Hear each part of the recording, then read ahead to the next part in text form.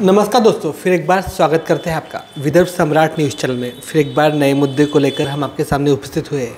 हमारे साथ में है राजनीतिक विशेषज्ञ तथा विदर्भवादी नेता श्री छैलभाजी अग्रवाल। सर, आपका फिर एक बार विदर्भ सम्राट न्यूज़ चैनल में हार्दिक स्वागत है। बहुत बहुत धन्यवाद आपको।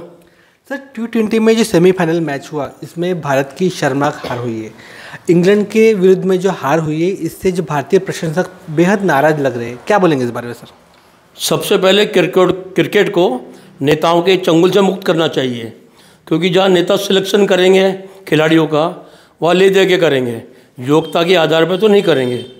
मेरा ऐसा सोचना है, जैसे सेना भर्ती में, पुलिस भर्ती में हाइट, वजन सब कुछ देखा जाता है, उसी प्रकार इसमें कम से कम 6 फुट की हाइट होना चाहिए, 6 साढ़े 6 फुट की हाइट होना चाहिए, अच्छी उसकी मसल होना चाहिए और उसके हाथों में ताकत होना चाहिए, ताकि वो गेंद को अच्छे से मार सके और अच्छे से फील्डिंग कर सके। लेकिन हमारे यहाँ सब नेता लोग हैं, उनके बोर्ड के मेंबर, अध्यक्ष, वो लोग सिलेक्शन करते हैं, आपस वालों को करते होंगे या ले दे करते होंगे। मेरा ऐसा मानना है क्रिकेट कंट्रोल बोर्ड जो पुराने वरिष्ठ खिलाड़ी है उनके हाथ में होना चाहिए। जैसे कपिल देव जी ने 1983 में वर्ल्ड कप जिताया था, सुनील गावस्कर है, ऐसे बहुत से हैं तुम्हारे, उनके हाथों में क्रिकेट कंट्रोल बोर्ड होना चाहिए। क्रिकेट कंट्रोल बोर्ड को नेताओं से एक चंगुल से आज़ाद करना चाहिए, तभी भारत आगे बढ़ेगा। भारत हर साल प्रति वर्ष जो भी मैच होंगे उसमें गोल्ड मेडल जीत सकता है। भारत की आज़ादी 135 करोड़ और साले छोटे छोटे लोग जीत जाते हैं, उनकी आबादी किसी की 5 करोड़, 10 करोड़, 20 करोड़। यानी भारत को 135 करोड़ जनता में 11 अच्छे खिलाड़ी नहीं मिल रहे हैं, जबकि मिल सकते हैं बहुत अच्छे खिलाड़ी, लेकिन इनका जो नीयत और नीति साफ नहीं है। मैं फिर अनुरोध करता हूं कि इनको नेताओं से आज़ाद कीजिए क्रिकेट कंट्रोल बोर्ड को। सर, हाल ही में संजय राउत जी को जमानत मिली है तथा उनकी जमानत के बाद वो मोदी जी के तारीफ तथा संजय राउत जी ने फडणवीस साहब की तारीफ की है और अमित शाह जी की भी तारीफ की है। तो क्या बोलेंगे इस बारे में आप? संजय राउत जी बहुत चालाक, होशियार आदमी है।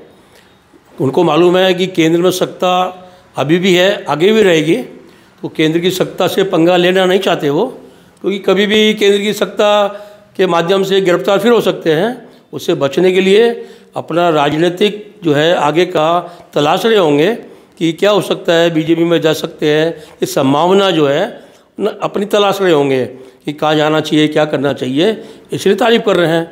तो संजय राउत जी के बारे में कुछ बोलना ठीक नहीं है, क्योंकि बहुत होशियार आदमी है, कुछ भी बोल सकते हैं, कुछ भी कर सकते हैं, किसी से मिल सकते हैं। अभी वो शरद पवार जी से मिले, उद्धव ठाकरे जी से मिले, अभी बोले देवेंद्र फडणवीस जी से मिलूंगा, अमित शाह से मिलूंगा, मोदी जी से मिलूंगा, सबसे मिल सकते हैं। नेता है ये लोग, नेता लोग क्या बोलते हैं, क्या करते हैं, इनका कोई भरोसा नहीं है मुझे।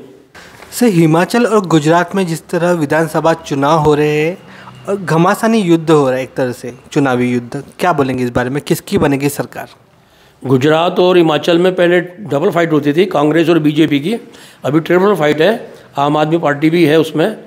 तो मेरा ऐसा विश्लेषण है और ऐसा सोचना है कि हिमाचल और गुजरात की जनता न तो मुफ्तखोर है, न ही नशाखोर है। और भारतीय जनता पार्टी केंद्र में है, और जो पार्टी केंद्र में होती है, देश की जनता चाहती है राज्य में भी वही पार्टी हो, ताकि विकास हो सके, डबल इंजन लग सके। नहीं तो क्या होता है, जैसे केंद्र का और राज्य का रिश्ता पिता और पुत्र के बराबर होता है। पिता और पुत्र अलग अलग विचारधारा के होंगे तो घर नहीं चल सकता, उसी प्रकार केंद्र और राज्य अलग अलग विचारधारा के होंगे तो शासन नहीं चल सकता, बहुत रुकावटें आती है। तो मेरा ऐसा सोचना है, विश्लेषण है मेरा, कि गुजरात और हिमाचल में भारतीय जनता पार्टी की भारी विजय होगी और पहले से ज़्यादा सीटें उनकी आएंगी। कांग्रेस को नुकसान होगा, क्योंकि आम आदमी पार्टी का एक भी विधायक नहीं है वहाँ पे, तो आम आदमी की पार्टी के अगर 10-20 विधायक भी चुन के आ गए तो कांग्रेस के कटेंगे, भारतीय जनता पार्टी के तो बढ़ने वाले। पहले भारतीय जनता पार्टी के 99 थे, अभी मुझे ऐसा लग रहा है कि 125 के ऊपर आने वाले हैं। और हिमाचल में 68 में से मुझे ऐसा लग रहा है कि करीब करीब 45 आने वाले हैं। तो दोनों राज्यों में भारतीय जनता पार्टी की सरकार बनेगी, मेरा ऐसा विश्लेषण है। आमतौर पर देखा गया है कि चुनाव के बाद जो महंगाई बढ़ती है, ऐसे में जो मध्यवर्ती चुनाव, मतलब जो विधानसभा चुनाव हो रहे, उसके बाद पेट्रोलियम पदार्थ के भाव बढ़ेंगे या घटेंगे? क्या बोलेंगे इस बारे में? क्रूड ऑयल के भाव में भारी तेजी है और तेल कंपनियां जो रहती है ना, सभी को चंदा देती है, पक्ष को भी देती है, विपक्ष को भी देती है, क्योंकि सभी को डर लगता है कि परेशान करेंगे हमको, तो सभी को चंदा नेताओं को तेल कंपनियां देती है और व्यापारी देता है अब परेशानी से बचने के लिए। तो जैसे ही अभी चुनाव चालू है तो उनको नेताओं ने, सत्ता पक्ष ने रोका हुआ है कि अभी भैया मत बढ़ाओ, चुनाव है। लेकिन जैसे चुनाव खत्म होंगे, परिणाम आएंगे, वैसे ही निश्चित भाव बढ़ेंगे, पेट्रोल पदार्थों के भाव निश्चित बढ़ेंगे। और पेट्रोल पदार्थों के भाव बढ़ते हैं तो सभी चीज़ों के भाव बढ़ते हैं। तेज़ी आने वाली है, निश्चित आने वाली है। जनता को अभी से सतर्क रहना चाहिए। में कांग्रेस ने भी अपना घोषणा पत्र जारी किया है जिसमें 300 यूनिट बिजली तथा 500 रुपये में सिलेंडर और 3000 रुपये भत्ता जो बेरोजगार लोग हैं उनके लिए। तो क्या बोले घोषणा पत्र कितना दमदार हो सकता है? पहली बात तो जो राज्यों में सरकार है कांग्रेस की, या जो भी पार्टी घोषणा करती है चुनाव को देखते हुए, तो उनको उस राज्य में पहले करना चाहिए। जैसे कांग्रेस ने आज घोषणा पत्र जारी किया है तो कांग्रेस की सरकार राजस्थान में और छत्तीसगढ़ में पहले वहाँ पे 500 रुपये सिलेंडर देना चाहिए, 3000 रुपया वहाँ पे महंगाई भत्ता इनको देना चाहिए। और जो घोषणा कर रहे हैं बिजली 300 यूनिट फ्री, तो पहले छत्तीसगढ़ में दो, राजस्थान में दो, उसके बाद गुजरात और हिमाचल की बात करना। इनको मालूम है वहाँ तो साले 10 भी चुन के नहीं आएंगे, बकवास करते हैं वो लोग। चुनाव आयोग को संज्ञान लेना चाहिए कि जो है इस तरह की घोषणा करता है, इस तरह का आश्वासन देता है जनता को, अगर उसने आश्वासन पूरा नहीं किया तो उसकी मान्यता समाप्त करना चाहिए, उसका चुनाव चिन्ह भी जब्त करना चाहिए। और उनको चुनाव के पहले पूछना चाहिए सब पार्टियों के नेताओं को बैठा के कि भैया तुमने जो घोषणा की है ये पैसा कहाँ से लाओगे, ये घोषणा कहाँ से पूरी करोगे। मुझे ऐसा लगता है कि जो छोटे लोग हैं, छोटे बेचारे गरीब लोग हैं, उनके वोट पाने के लिए ऐसा करते हैं और मध्यम वर्गीय को तंग करते हैं ये लोग। अगर वो बोलेंगे हम यहाँ से लाएंगे वहाँ से लाएंगे तो मध्यम वर्ग से टैक्स बढ़ाएंगे। तो सभी को तैयार रहना चाहिए इसके लिए, और चुनाव आयोग ने संज्ञान लेना चाहिए कि ऐसी हरकतें, ऐसी घोषणाएं नहीं कर सकें ये लोग। कोरोना काल में जो रेलवे की परिस्थिति थी आज उससे भी खराब परिस्थिति नजर आ रही है सर। 12-12 घंटे ट्रेन लेट है सर, तथा जो यात्री है उनको मतलब काफ़ी परेशानी का सामना करना पड़ रहा है। क्या बोलेंगे इस बारे में सर? जब से रेल मंत्री पीयूष गोयल को हटाया है इन्होंने और वैष्णव को बनाया है, तब से रेलवे डिपार्टमेंट पूरा बेकार हो गया है। बहुत गंदा सोचते हैं रेलवे के बारे में लोग। मुझे सैकड़ों लोगों के फ़ोन आते हैं, रेल कमेटी के सदस्य होने के नाते सबकी बात सुनना पड़ता है। फिर हम रेलवे ऑफिसरों को फ़ोन करते हैं, सब अपनी अपनी मजबूरी बताते हैं।